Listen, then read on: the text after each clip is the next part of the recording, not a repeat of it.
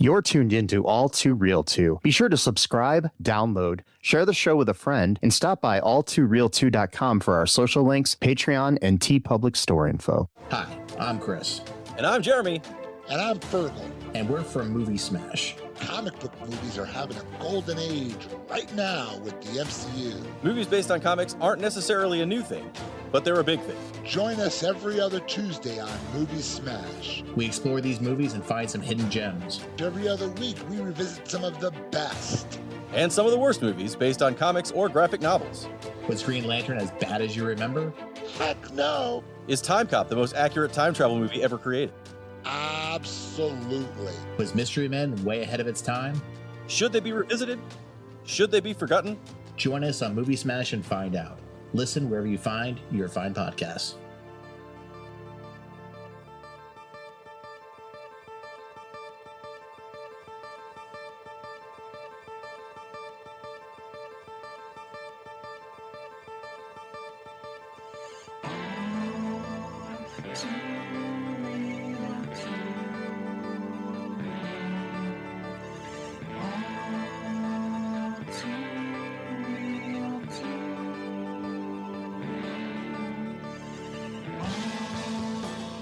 Okay, everybody, welcome to the latest episode of All2ReelToo. My name is Michael E. Cullen II, and with me, as always, is Sesame. Get the loon. I will not die sober. Encarta. It's a great name. Thank you. Appreciate it. Yeah, I mean, dying sober is an option. I guess. I mean, yeah, if you want to be a nerd.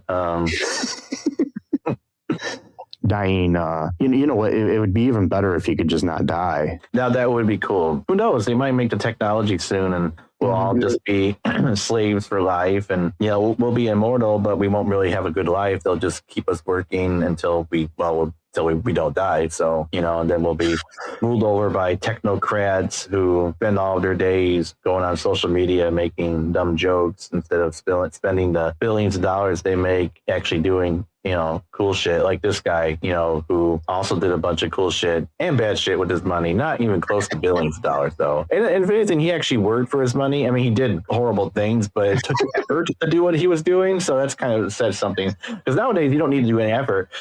All you need to do is like call someone the N-word and then like play victim, and then like people will give you like $500,000 for it. So it's like, a little bit different time and culture that we live in than back then. Yeah, that happens. I mean, the world is great. It's awesome. The world is a vampire sent to drain. Never truer words ever spoken. Speaking of which, Billy Corgan's kind of an asshole, too, but yeah. Sometimes he is, sometimes he's not. Sometimes he is, sometimes he's not. I guess it depends on what mood you get him in. Yeah. Saw a picture of him recently wearing a Toledo Mudhens hat.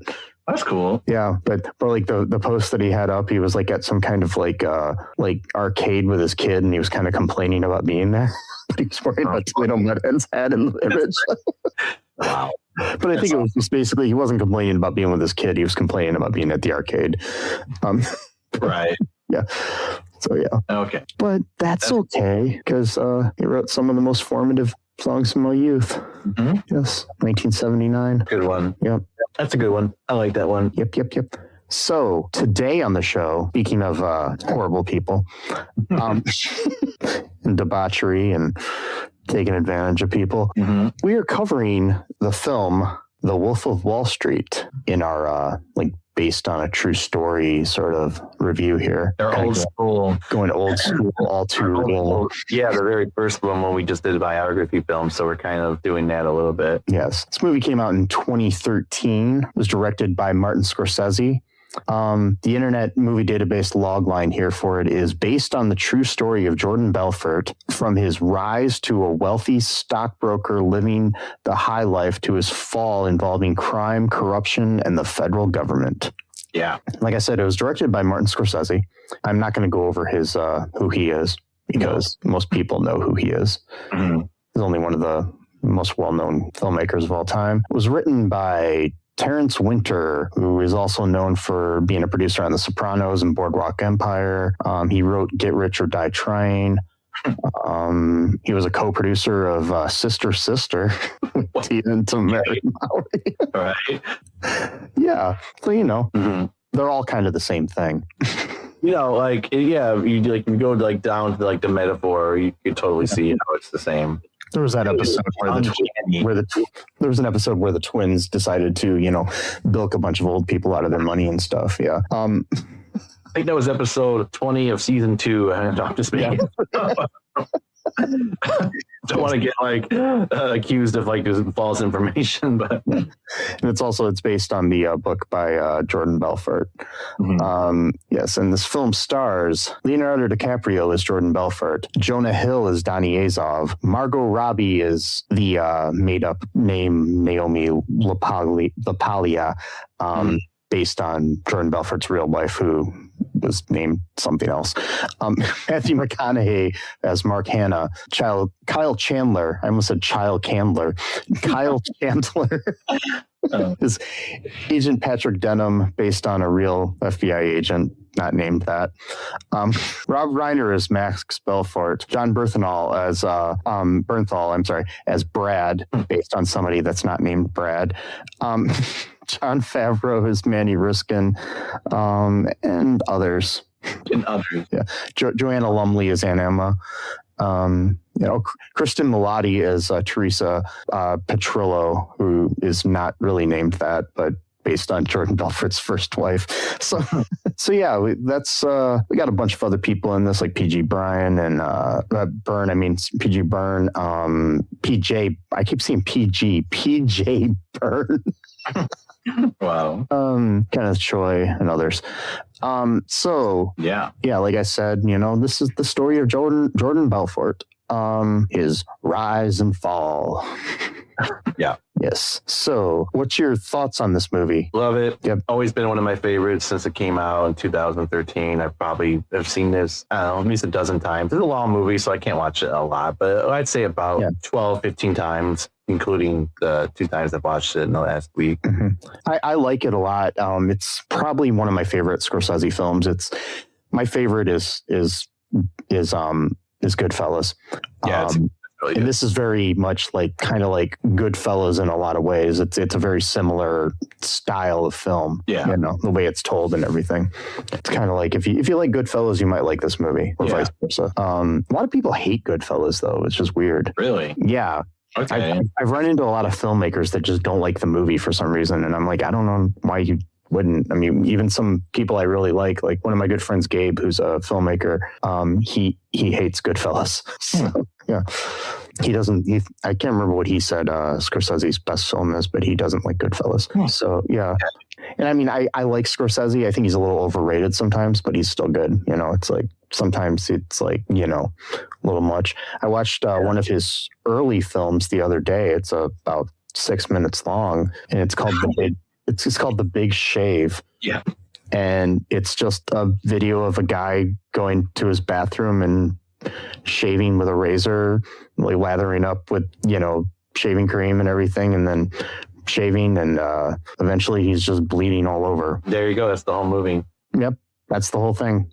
It reminds me, I really want to watch this movie with you. Now I can. It's right, because now I got a thing that can translate audio from different languages, and it's a French film. So I now finally might be able to do it. It's called Adrenaline. Yeah. And it's just a bunch of different short films within a larger film. And one of the scenes is literally just of a guy getting punched with punching gloves, and just over and over and over again until his face is literally just like a meat patty, and that's like the entire scene. It's just like 4 minutes of that. So it kind of reminds me. Okay. It's the whole scene. That's literally the entire scene. There's a lot of other ones that are really, really creepy. I think I showed you one once before where these couple is watching the news, and then the government is doing a report against them, and they're pointing at the TV, and they're getting screaming really angrily and stuff. Yeah, there's a lot of interesting films out there. But anyways, back to Wolf of Wall Street. Yeah, I do like the movie a lot. It's one of those movies that I've seen a lot, but now I can't watch it as much as I used to, because I kind of just I don't know if it's my perspective on life or what it is, but it's just the debauchery of it gets to me, and I have to take breaks. Yeah, no, totally. And it's really super long too. I can't really watch it.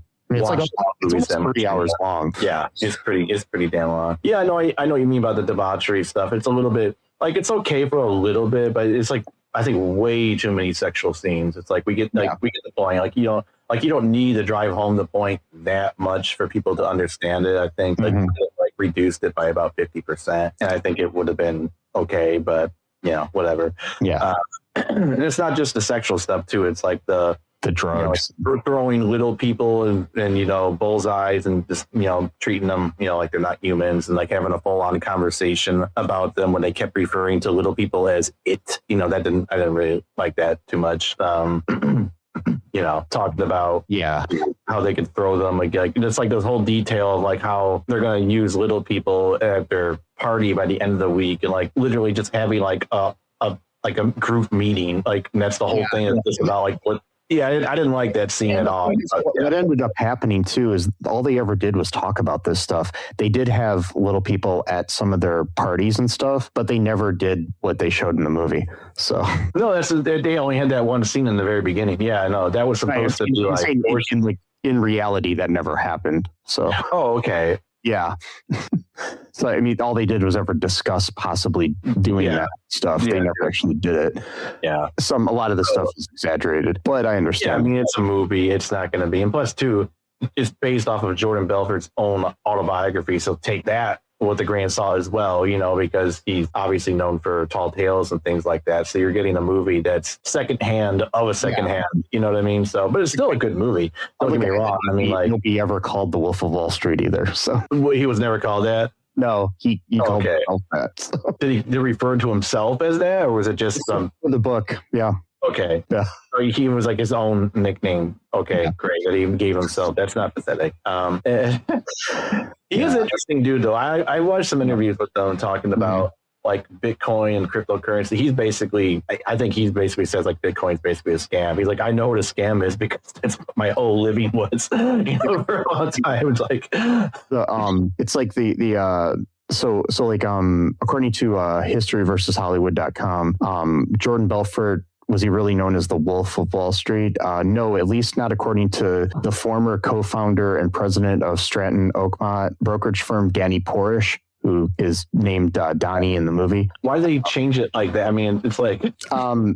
Danny and other people threatened to sue if their names were used in the movie. Okay, but Donnie is like so close to Danny. It's like, I know. It's probably just like a fuck you. Like, okay, we changed the name a little bit. The real Porish says that he is not aware of anyone at the firm calling Jordan the Wolf. Porish says that it's just one of the number of exaggerations and inventions in both Belfort's book and the movie. So yeah.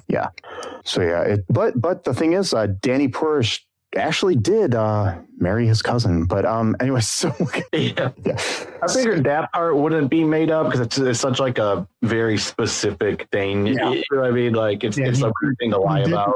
In reality, he married his first cousin and had 3 kids with her. So was that legal in New York at the time, or Long Island, or wherever they were from? I don't know if it's illegal, period. I mean, I guess it would have to be legal because, I mean, he had kids and stuff. I don't know if there's anywhere that it's illegal. Probably not, no. Well, I think second cousin in some states, maybe, but it's not a well-practiced thing.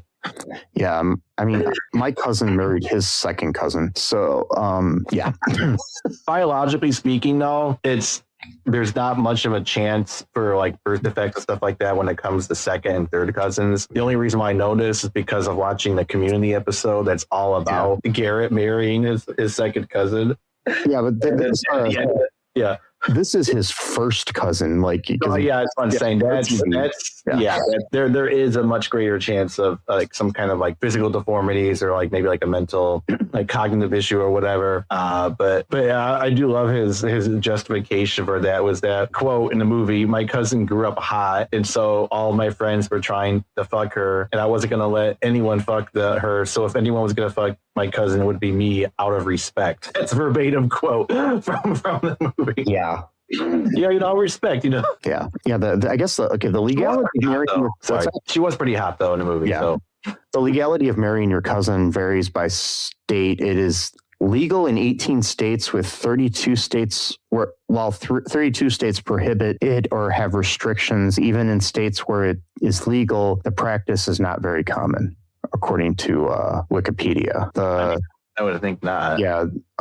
This isn't states where cousins can legally marry. New York is listed. So New York is one of the ones that you can't. Okay, so. Yeah. You technically Long Island is part of New York, right? Yeah, it's where you can. So yeah. All right. So first cousin marriage is completely legal in New York. That's fucking weird, man. Like, that's okay. I mean, that's because you've got what's it like in Ohio? States where cousin marriage is prohibited, you can't in Ohio. So yeah, that's kind of funny because Ohio is more of like you would think like that would be a state where it would be allowed because a bunch of stuff like that, but like. It's also interesting too. Kentucky, you can't, and a lot of times people are talking about like Hicks in Kentucky and stuff like a stereotype thing. Yeah, I think it's what it is. It's kind of just meant to be like calling them backwards and stuff like that. Mm-hmm. But it's weird though, because sometimes you'll find something like really odd, like. I think, for example, California has like stricter laws too about like sex and stuff like that. But like all these Republicans, like, California's that liberal left-wing state and all this kind of stuff. I think their laws are actually even more strict than like some of the right-wing states are. But it's just funny when people use this stuff as like political fodder. They're like, oh yeah, well, it's just like, okay, like come on, like shut up, like let's just like be normal people for like a minute. But anyway, so now I know that's interesting that you could apparently marry your first cousin in the state of New York. All right, that's new information. Okay. I figure out is my I know my cousin married his second cousin. I wonder if there's got to be, maybe that's legal, but I don't know. But that was no idea. We should doing a big episode just talking about the legality of different forms of incest, just like in that community episode, just like the whole episode. Let's start a podcast, All Too Incest. No, we're not. No. So back to other interesting things in this movie. For some reason, we phoned in out of the incest parts, like nothing to do with the movie itself. Like one scene. I just always thought it was so weird when he said that in the movie, and then I was like, I know. I thought that too. I'm like, oh man. But right after that, he gives a present to Jordan to smoke crack. Anyway, we're kind of going off. So we don't have to go in order on this because it's kind of a thing. I mean, we can talk more about like what's real and what's not in the movie too, if you want. I've got some of the things from History versus Hollywood. So yeah, we do that too. I mean, I don't know too much about the real truth, but there are some scenes that just stand out that I would like to talk about, but definitely not really chronological. They're just like. So one of the things here is, did Jordan Belfort really abuse cocaine and other drugs? Yes. Yes, of course. Yeah. He did. He snorted cocaine off a prostitute's backside and nearly crashing his private helicopter while high on a cocktail of prescription drugs, including Quaaludes, morphine, and Xanax. I would have loved to try Quaaludes. They don't make them anymore. You can't. Ever since I heard about from this movie, I'm craving. Like if I I'm not a drug I'm really not. But if someone offered me a Quaalude, I'm taking it. Like there's no argument. I'm doing it. Like I want to know what it's like. But yeah, they don't make them anymore, unfortunately, because people were cool and they used it in a cool way, and the government's like, no, you can't enjoy your drugs. Sorry. So now we're going to make it a Schedule 1 drug. The views of Sesame are not necessarily the views. No, I'm not. I'm just saying, me personally, if there was ever a moment in history and it was fine by the law for whatever reason, and someone's like, hey, do you want to try Quaalude? I got some from like 1975. I'm doing it. I don't care. I'm going to try it. I mean, it might not be as potent anymore because it's like 50 years old, but like, yeah. And he's the same way, by the way, because there was an interview. He's been sober for like 30 years. And like they asked him, he's like, he's like, yeah, if someone, I would definitely take it. Like I've been sober for 30 years, but if someone were to give me a Quaalude, I'm taking it. Doesn't mean I'll keep taking it, but I'll definitely take it that one time. But yeah, everything I've heard about it, now we're focusing in on the Quaalude. So now incest and Quaaludes are apparently the main focus of this episode. Welcome to Incest and Quaaludes. Our new podcast. We're incest and Quaaludes. That's it. Nothing else. I'm definitely going to write that. That's going to be a song title, Incest and Quaaludes. Oh God. Punk band. That would be a great punk band name. Yeah. Incest and Quaaludes. Come on, like that's like either a name or like a song or like an album title. I'm sure that was a band that played at CBGB's back in the 70s. Oh, absolutely. Back when you could just get them like candy. Yeah, I'm sure. What scenes did you want to focus on? We can talk more about the trivia here in a minute, but yeah. Well, they're just like a few ones that I really like the one where with Matthew McConaughey, there's one scene in the entire movie. He like pretty much sets the tone for the rest of the movie. Just one like 5-minute long scene when he's just taking Jordan under his wing, so to speak, and just coming up how to get rich in Wall Street, literally saying, fuck the clients, who cares? We don't really give a shit about them. We just want to make money off of them. So that was his introduction into the business, or well. Interesting thing. He was kind of nice before that, and then a guy kind of corrupted them pretty quickly. And then, it was kind of like a switch. That scene, they were shot the second week of filming. The chest beating and humming performed by him was improvised. It was a warm up right that McConaughey performs before acting to get himself in the mood for acting. Awesome. Yeah, so it's not even cool. Yeah, it was improvised by McConaughey, and Leonardo DiCaprio saw him doing it and asked Scorsese if he could put it in the film. So that's so fucking. I love that scene, and that thing comes out later in the movie as well, like near the end. And but yeah, he just basically telling Jordan like, don't give a shit about the clients, like don't let them sell their trades for profit, and just keep telling them, oh, there's this new stock I came up with, or and just reinvesting their earnings because they get paid a commission every single time they sell, a stock to someone. And so he's literally just telling him, like, don't let them sell, just like, like they'll get rich on paper, but like, don't let them actually take their money out, because then that would actually make it real. And they don't make anything. They don't build it. Very honest description of the stock market, by the way. I mean, he's corrupt, but he's telling the truth. They don't build anything. There's no literally money does not exist. It just doesn't. It's nothing. Like that's why crypto is one of the worst things I think that's ever come along too right now with that shit, where people are just crypto and I don't know, and all that other bullshit. But what's the thing where you can NFTs and stuff like that? NFTs. I read about that before that became popular too. I mean, I didn't really. I mean, it's just like it's bullshit. You can sell a picture of an ape and you can become a millionaire. It's like, and then you've got people that are in office that are. The thing is you can't trace the crypto shit. So you've got the president making billions of dollars off of crypto, but we don't know for sure how much he's making because of it. It's just bullshit, and it's fucking up our country and our world. Anyways, so that's how I really feel. I mean, you could almost like do a direct trace from this Jordan Belfort style of investing and the Bitcoin, because they operate on the same mentality. Now, what Jordan was doing at first when he was working at the Rothschild, whatever bank, firm, I don't know what you would call it.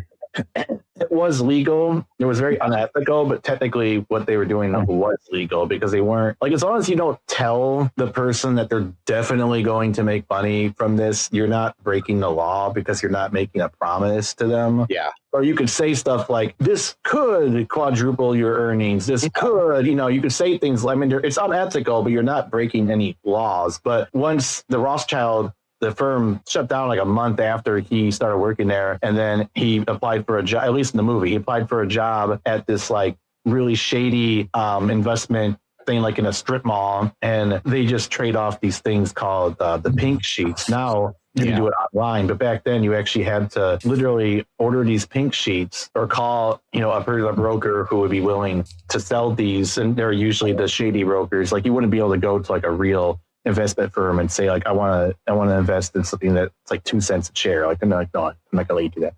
But like, you go to like one of these shady things and they'd be like, oh yeah, awesome. Go ahead and just, buy as many if you want this bullshit stock. And so the guy who was there, he's kind of just telling them, how we do things, and that he gets 50% commission every time he sells anything. And he was making 1% commission, which is not that lot of money to think about it. Like if you think about how much like we kind of like to imagine like stockbrokers being super rich. Well, percent is like nothing. Like it was selling bigger money though. That's the problem. Like if you're doing penny stocks, you're making more of a percentage, but you're selling less. So I guess it kind of is supposed to even out, but it's still kind of weird, you know. It's supposed to even out, but the difference is that the clients and the big firm actually make money from their investments because they're investing in an actual real company.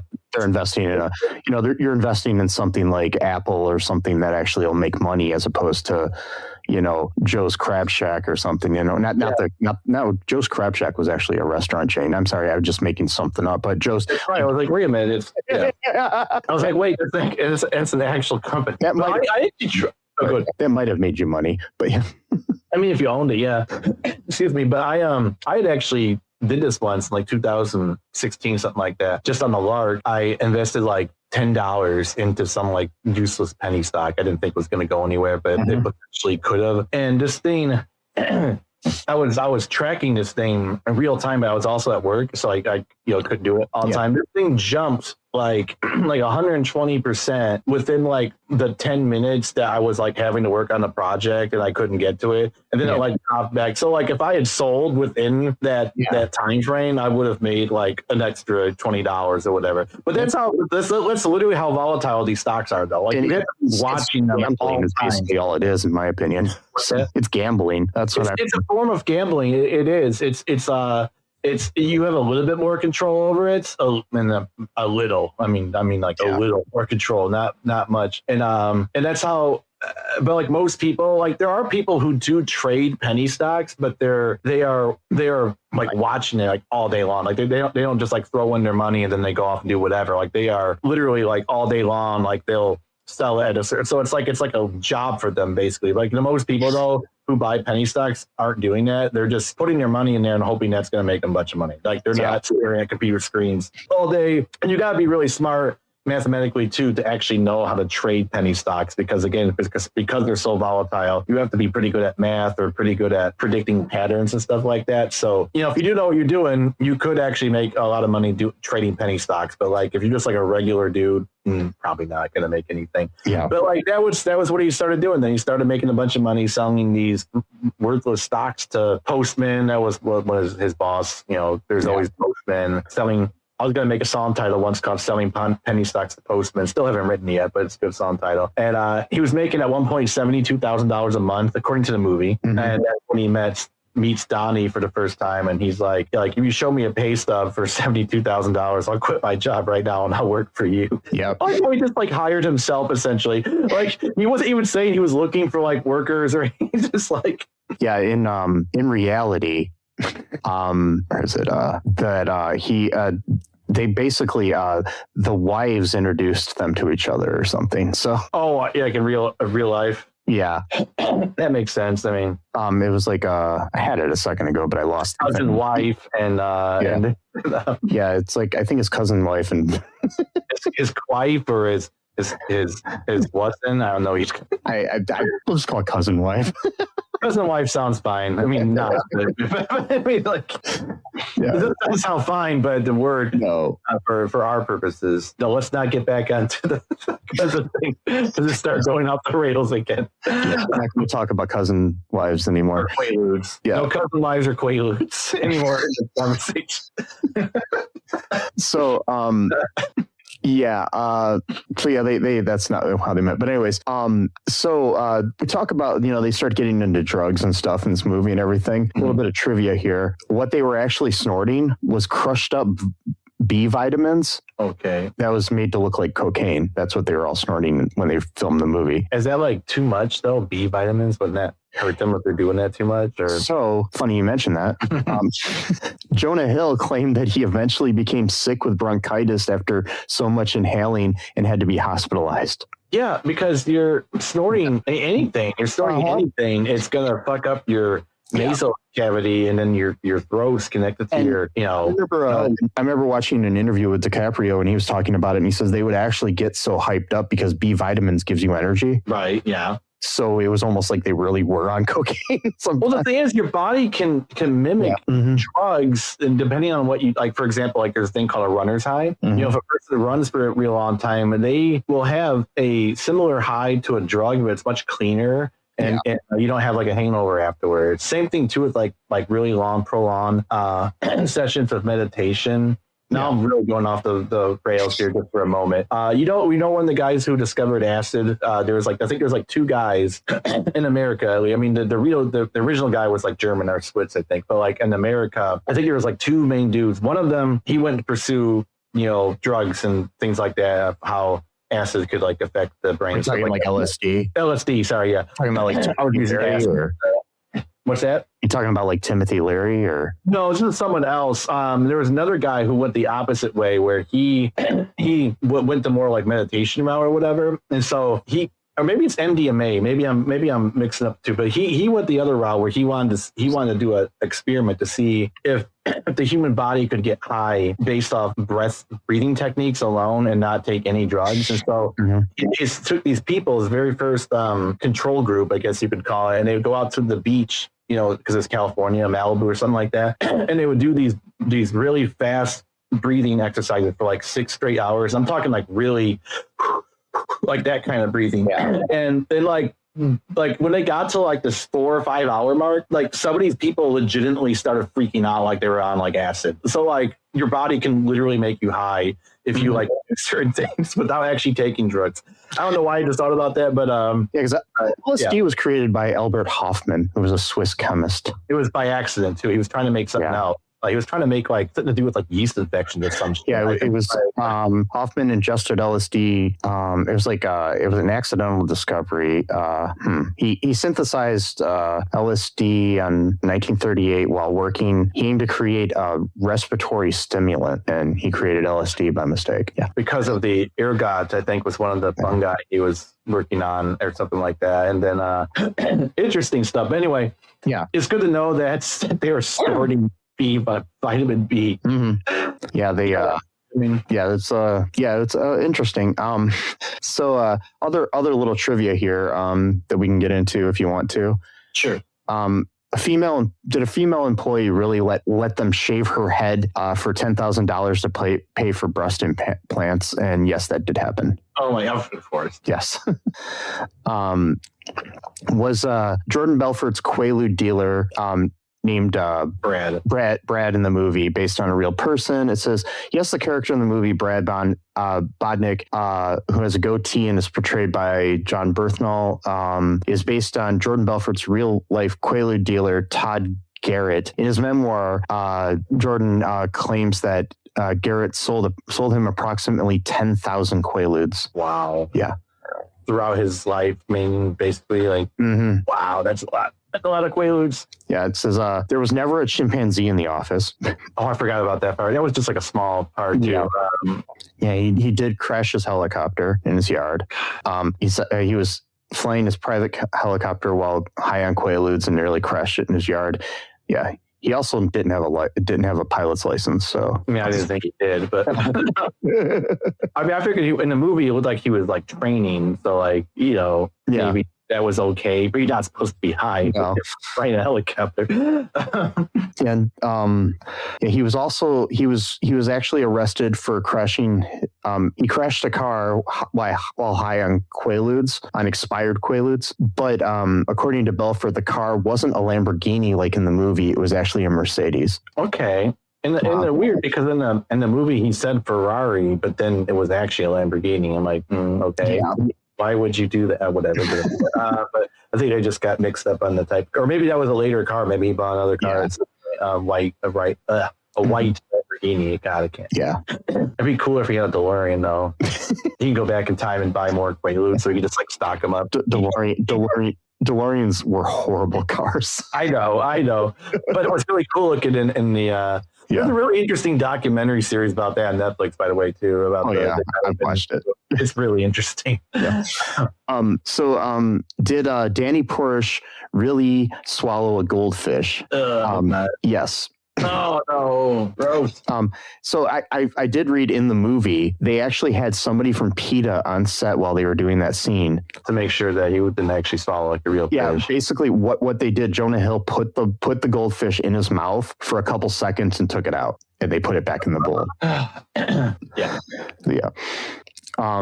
Did they really take money to a woman's body in one scene? No, that never happened. That was Brad's wife, the Celine.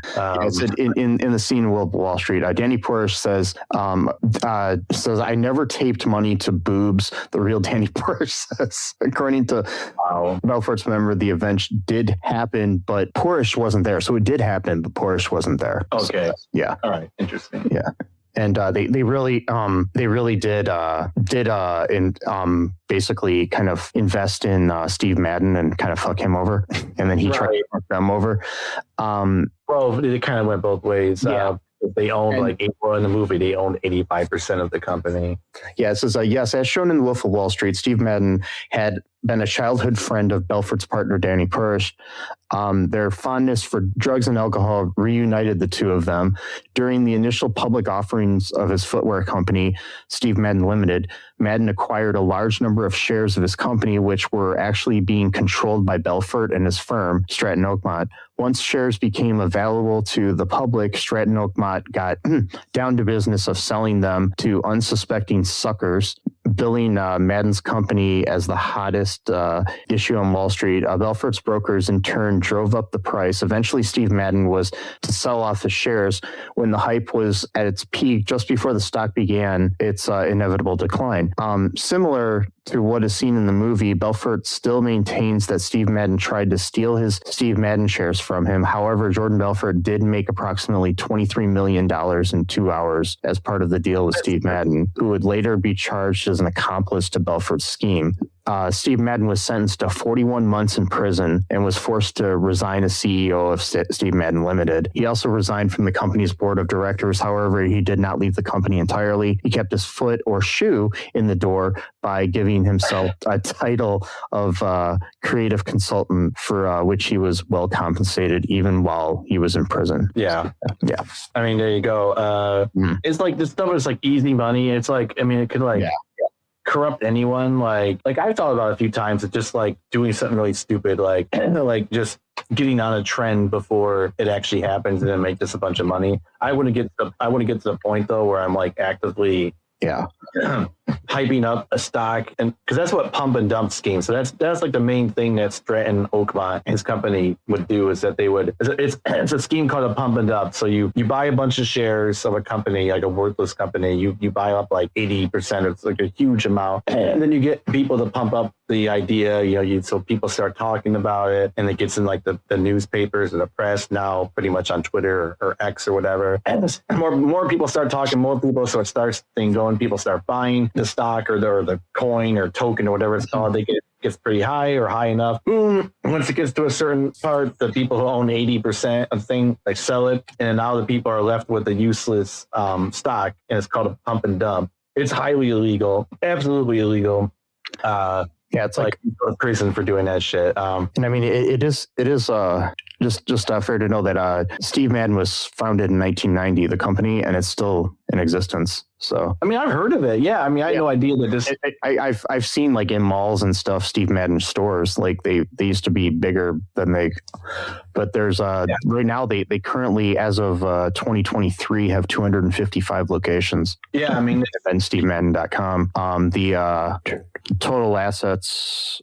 Looks like they have like $1.35 billion in sales and stuff like that, or assets. I mean, so yeah,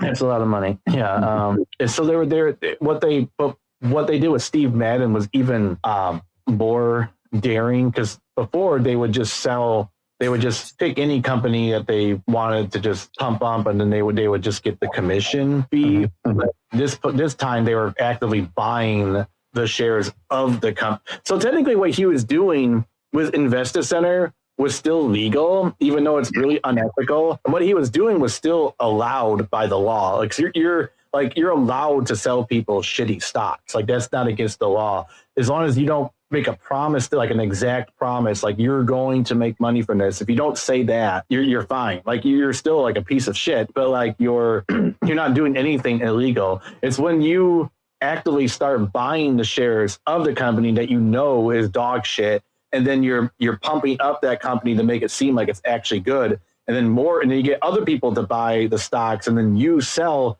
yours. That's where it gets illegal. That's why they call it sometimes they call it a rug pull as well, because you're like pulling the rug out of other people. And sometimes it gets really fucked up because if you got so many shares, and that's the other thing too, when the company has way too many shares, like a crypto, basically, if it has too many shares, that's where it gets dicey, because like no company or no cryptocurrency or whatever should have like trillions of shares, like, because there's not that many people for one thing, and it basically makes it so that even if the people have a bunch of shares, they're worth nothing, and if the people who actually own the majority of the crypto scam sell it, you're left with like billions of shares, so it seems like you got a lot of money, but you can't sell it to anyone else because you're all in the same boat. Like it basically be doing hot potato at that point. Like you won't go anywhere. You're basically going in a circle, like a closed system. You know what I mean? Like, and highly illegal shit. But since crypto is a little bit more,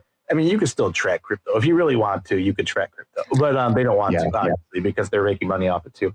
Like you said earlier. But you absolutely can. This idea that like crypto is like this like labyrinth, and it's so much more private than the banks are because of the blockchain, and no one can ever actually explain what the blockchain really is. They just say it and they like hope you get it. Like, okay, tell me, what is the blockchain? The blockchain is a blockchain. It's like, okay, you don't actually have an explanation. Got it. Because it doesn't make any sense.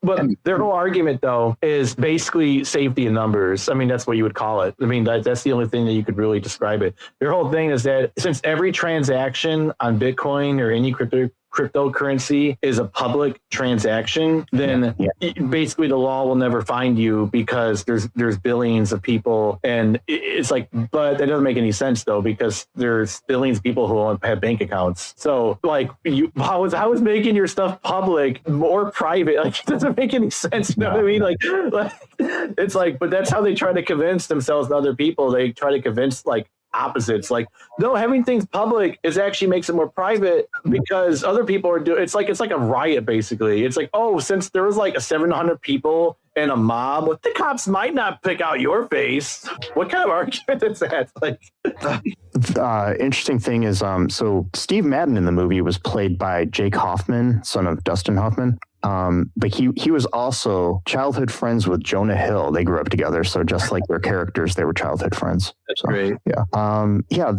So did Jordan Belfort's yacht really sink in the Mediterranean storm?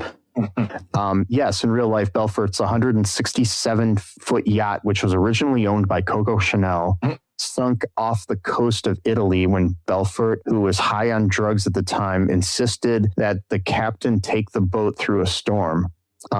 As he states in the interview, his helicopter didn't fall off the boat during the storm like in the movie. Instead, they had to push the helicopter off the top deck of the boat to make room for the rescue chopper to drop down an Italian Navy commando. Wow. Yeah. So it's kind of weird. The FBI was actually, there's the character that Kyle Chandler is playing, the real guy that it's based on, is named Gregory Coleman. They tracked him for 6 years, Belfort, until they can finally get everything, Why did it take them so long? Because they had to get everything, had to get proof of everything, I guess. Oh, yeah. It's pretty obvious what he was doing. I guess it wasn't as obvious. Proof do you need? I mean, he's doing it right, and you know it. I guess it wasn't as obvious to the FBI, because you don't. And then the thing with the FBI and a lot of other high profile organizations like that, they don't want to take something to trial or to negotiate with somebody unless they have rock solid proof of everything. Right. And plus, this is before internet as well. So and you don't want your case being thrown out on a technicality or something, Right. So did Jordan Belfort really strike his wife? Yes. He hit his he's shown in the movie hitting his wife with his hand and fist. According to his memoir, he actually kicked his wife Nadine down the stairs while he was holding his daughter. She landed on her right side with tremendous force. I've read an interview with her where she was talking about how what they were asking her thoughts on the movie, and she says, I'm hoping it actually shines a light on physical and emotional abuse that you can suffer in a marriage. Right. So yeah, but she piece of shit. Yeah. So and he really endanger his 3-year-old daughter's life by crashing his car through the garage door. Yes. Yeah, he put his real life daughter Chandler, who was renamed Skylar in the movie. I think it was Skylar or something. In the front seat of the car with a seatbelt on before crashing it through the garage door and then driving full speed into a 6-foot-high limestone pillar at the edge of the driveway, like in the movie. He was high at the time. Yeah.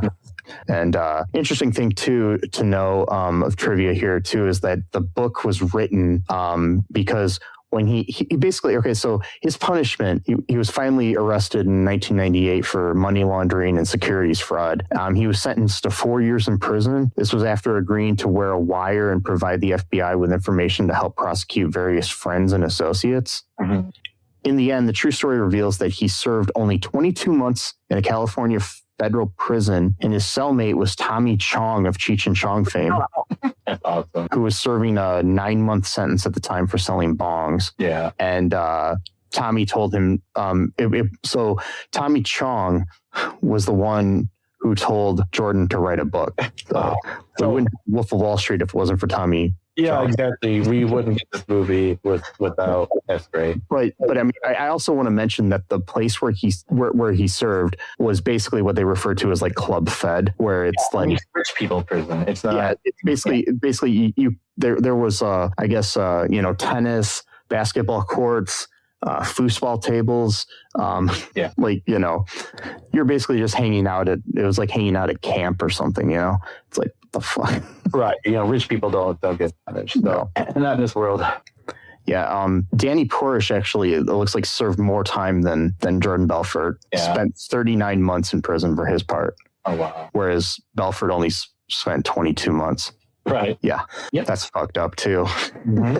I mean, not saying that Porish should have got off on anything, but he did get off on his cousin. Anyway, so sorry. Yeah, that's true. He was I guess it looks like Porish, he currently runs a medical supply business in Florida where he lives with his second wife. Okay. He eventually, divorced his cousin. And but a 2008 Forbes article pointed out that his company had fraudulent tactics. Of course.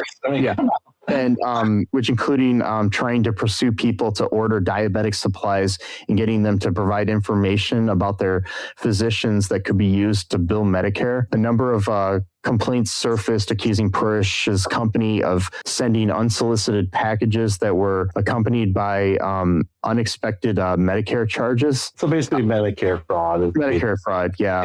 That's great. Yeah, in 2001, he was arrested in connection to a fraud scheme surrounding Noble and Peralt Collectibles, a company that sold commemorative coins over the phone. Victims saw their credit cards charged repeatedly, at times for thousands of dollars, while often never receiving any merchandise for the purchase that were largely unauthorized to begin with. Yeah. Wow. So I guess he's currently, according to, at the time of this History versus Hollywood article, at least, he is living in Florida with his wife, and they both have matching Rolls Royces and convertibles, and the rich are always okay, no matter what. And his response to the movie, he says, "I really have no comment other than to say I would never try to profit from a crime I'm so remorseful for." Oh my God! The guy went off to commit other fraud afterwards. So what the fuck?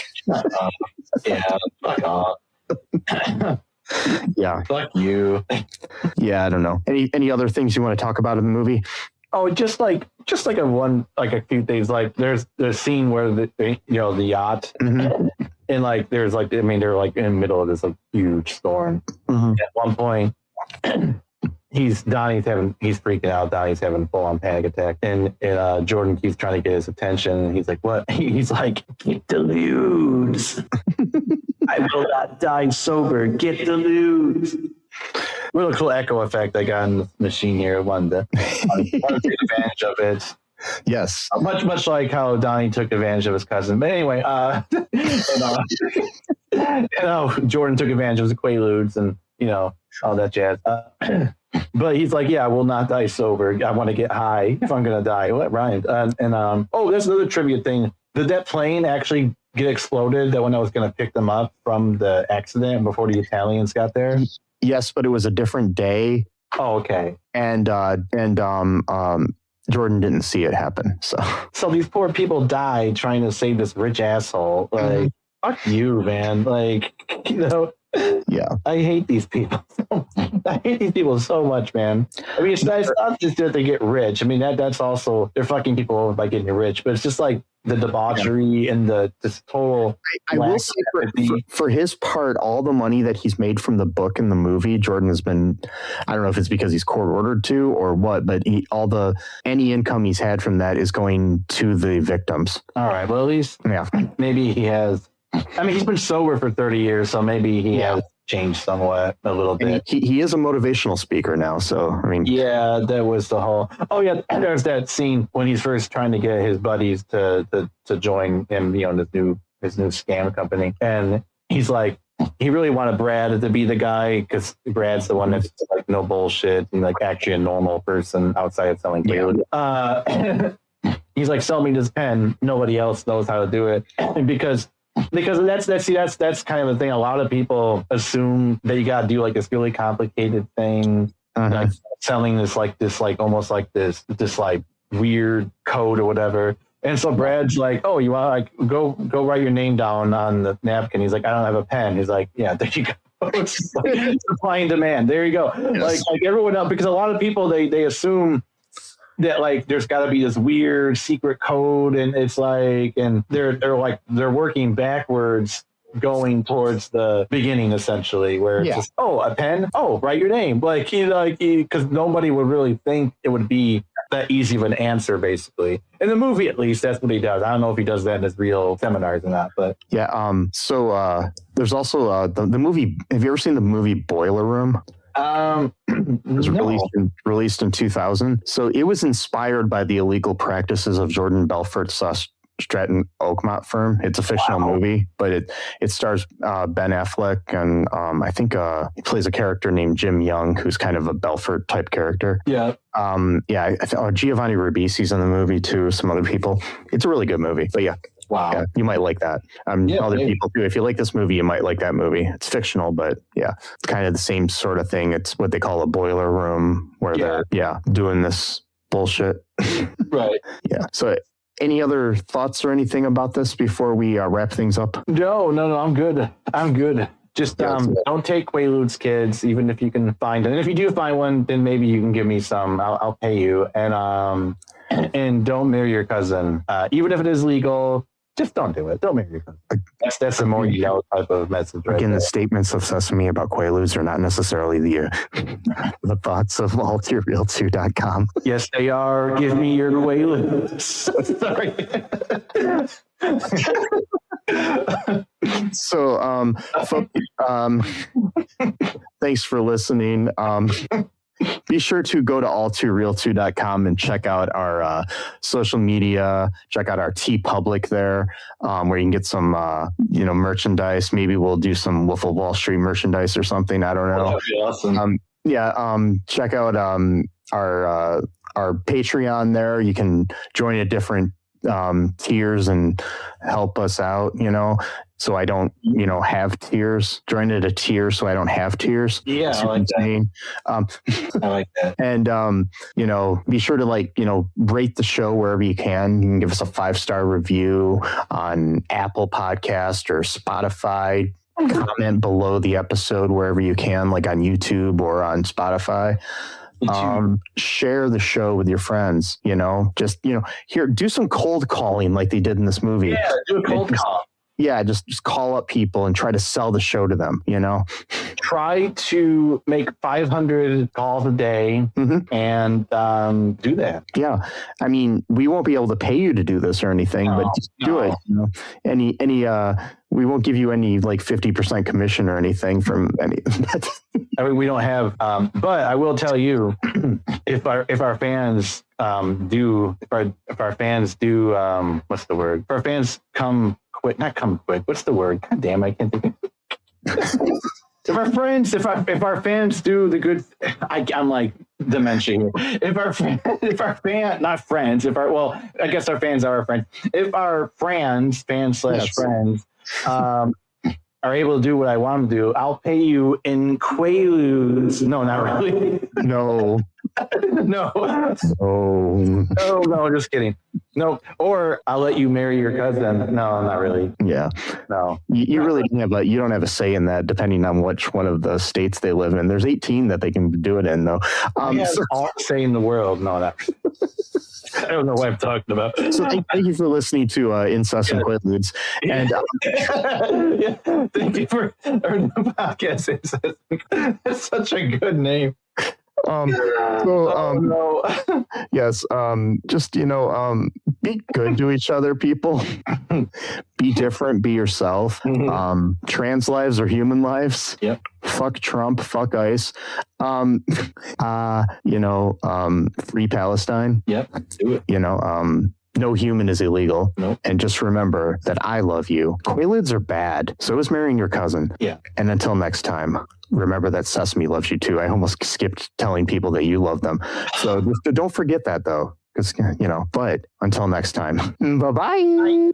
Thanks for listening to All2ReelToo podcast, a Cullen Park production. Produced and edited by Michael E. Cullen II.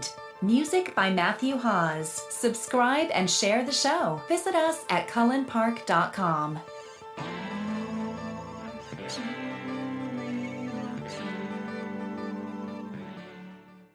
This time of year, everyone talks about going dry. But at Athletic Brewing Company, we're skipping that because we prefer going athletic, which isn't dry at all. From crisp Goldens to hoppy IPAs and limited releases in between, you'll find something that fits your style. Every single non-alcoholic brew is packed with flavor and the same craft experience you love. So yeah, you could call it dry, but there's really nothing dry about it. Find your new favorite near beer at athleticbrewing.com. Athletic Brewing Company, fit for all times.